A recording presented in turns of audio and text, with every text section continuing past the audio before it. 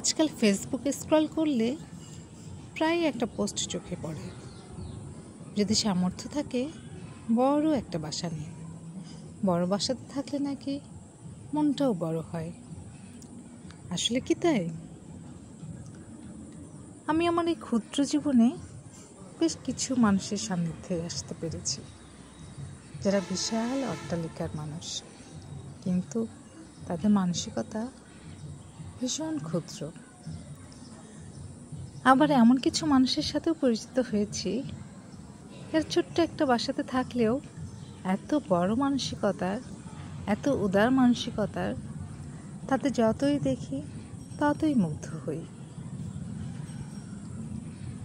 আমার মতে বাসা ছোট হোক আর বড় হোক, বাসাটা এমন হওয়া উচিত যেখানে মন চাইলেই জানালা দিয়ে এমন বৃষ্টি উপভোগ করা যায়,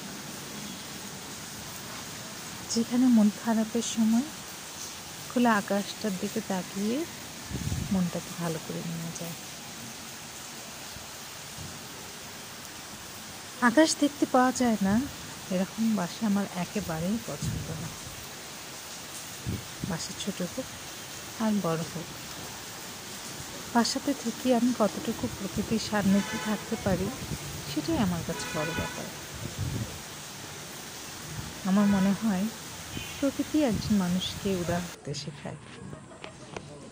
বাসা ছোট হোক আর বড় হোক, যে বাসা জানলা থেকে এরকম একটা চন্দ্রিমা রাত উপভোগ করা যায়, সেটাই আমার কাছে চমৎকার একটি বাসা।